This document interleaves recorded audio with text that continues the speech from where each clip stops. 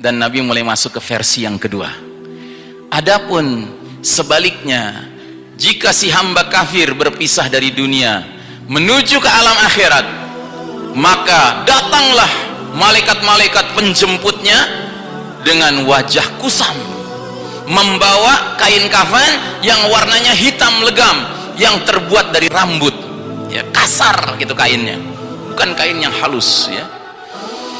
Maka mereka duduk di sisi si jenazah calon kafir ini, sejauh mata memandang, jumlahnya banyak sekali, dan jumlahnya dengan tampilan wajah yang kusam, ya, yang gak enak dilihat begitu. Nah, ini si jenazah kafir nih, lihat ini. Konon kabarnya, kalau orang kafir mau meninggal, Pak, di tempat tidurnya itu mereka teriak-teriak, Pak, teriak-teriak. Jadi Anda perlu tahu, ya, kalau orang kafir ngelihat orang muslim mau meninggal, itu sering mereka heran, kok orang muslim meninggal kayaknya tenang amat gitu, ya. Sementara orang kafir, Pak, kalau udah menjelang ajalnya, Pak, lagi sakit gitu, ya, oh itu teriak-teriak, Pak, teriak-teriak, kayak ngelihat sesuatu yang mengerikan gitu. Rupanya ini yang mereka lihat. Terus kemudian datanglah malaikat maut ke kepalanya, ya kan, terus membentak dia, ya. Ayyatuhan nafsul khabisa ukhruji ila sakhatin minallahi wa ghadab. Hai roh yang busuk, roh yang buruk, jemputlah kemurkaan Allah dan kemarahan Allah, ya. Terus dicabut, ya. Kata Nabi, lantas jasadnya tercabik-cabik. Malaikat tersebut mencabut rohnya bagaikan garpu bermata banyak, mencabik-cabik kain basah, lantas dicabutnya. Jadi kayak kain basah ditarik, tetapi ada garpunya gitu loh, yang matanya banyak gitu, sehingga susah kan ditariknya. Tapi keluar juga dia, dipaksa keluar, ya.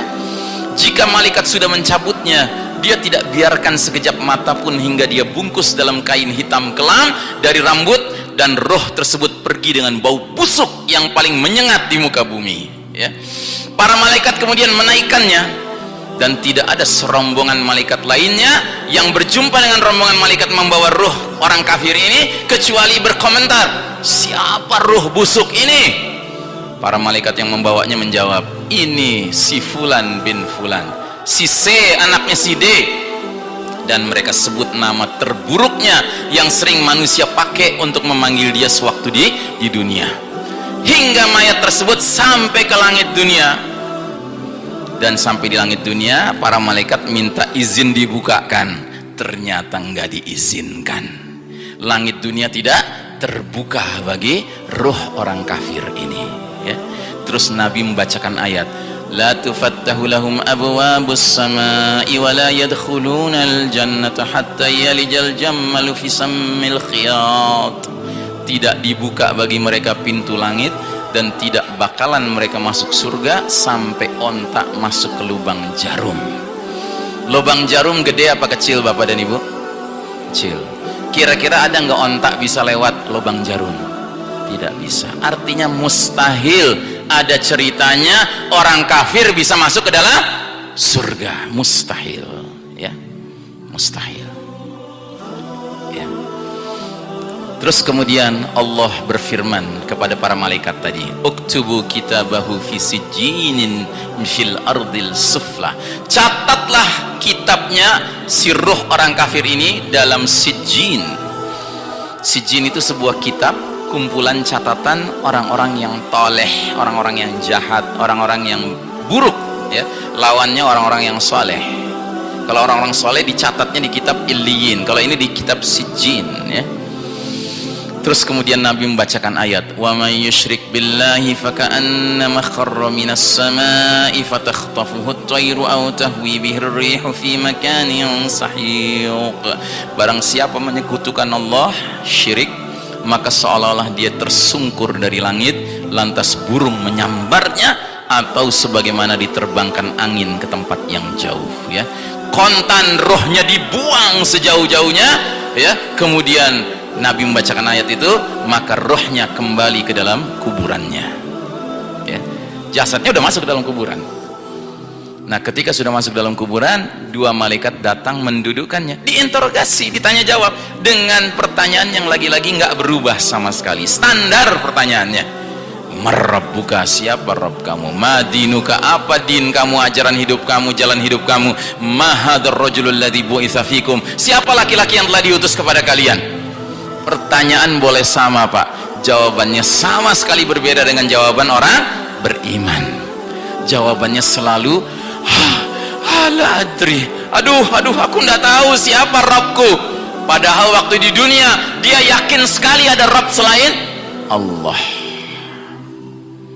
Ditanya apa agamanya, dia jawab aduh aku nggak tahu. Padahal waktu di dunia dia yakin sekali agamanya apa selain Islam. Ya, apa? Banci serem.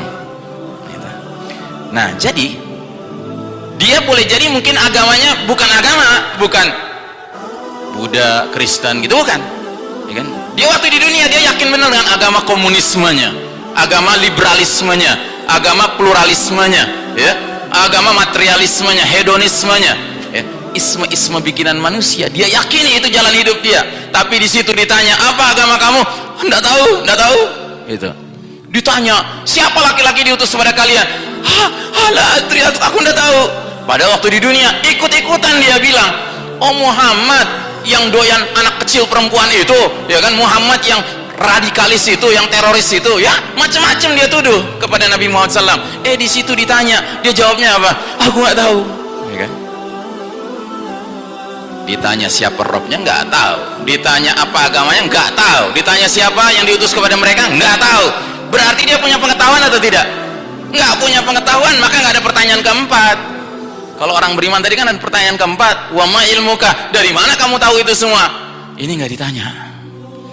Makanya tolong ingat-ingat Bu ya, ibu boleh punya cita-cita anaknya pinter, lulus S1 bahkan S2 S3, ya kan, profesor, es krim segala macam, ya silahkan.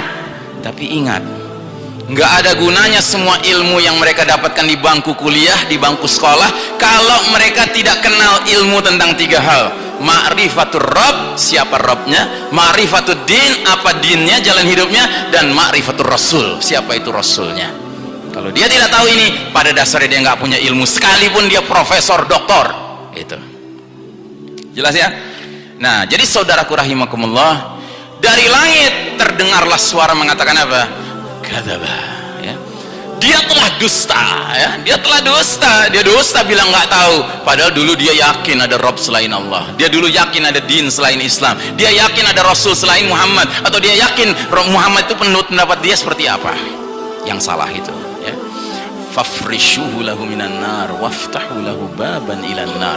Hamparkan baginya neraka, bukakan pintu bagi dia menuju ke neraka. Maka malaikat membuka pintu menuju ke neraka baginya, dan dia mendatanginya dengan segala panasnya dan letupannya, sedangkan kuburnya menjepit tubuhnya sampai tulang belulangnya hancur lebur, dan dia teriak sekeras-kerasnya, suaranya terdengar oleh seluruh makhluk di muka bumi ini kecuali dua nggak bisa dengar. Siapa? Jin dan manusia nggak bisa dengar. Alhamdulillah kita nggak bisa dengar. Nabi bilang di hadis yang lain, seandainya aku dulu pernah minta kepada Allah, ya Allah izinkan umatku bisa mendengar suara-suara di bawah bumi, Allah tidak kabulkan permintaanku itu. Malaikat Jibril menjelaskan, Allah tidak kabulkan karena jangan sampai ada muslim tidak mau mengurus jenazah saudaranya sendiri. Gitu, ya. Alhamdulillah kita nggak bisa dengar, ya.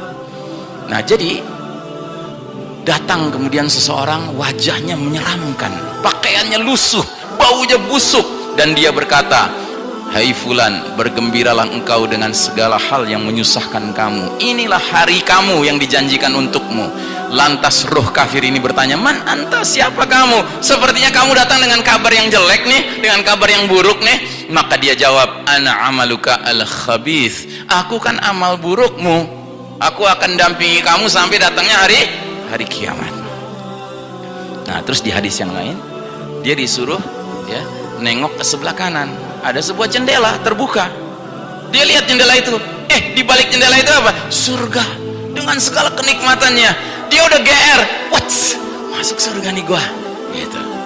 Kemudian kata pendampingnya yang menyeramkan wajahnya itu, hai fulan, Itu tempat sebenarnya disediakan untuk kamu oleh Allah.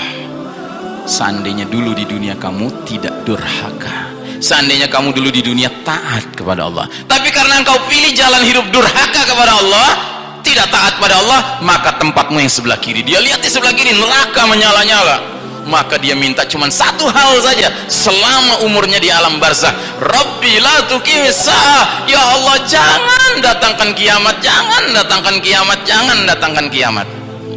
Padahal kiamat pasti datang. Jadi di bawah bumi kita ini ada dua kelompok manusia yang hidup di alam barzah, yang permohonannya bertentangan. Yang sekelompok minta disegerakan kiamat datang, yang sekelompok lagi bilang jangan datangkan kiamat. Padahal kiamat pasti datangnya.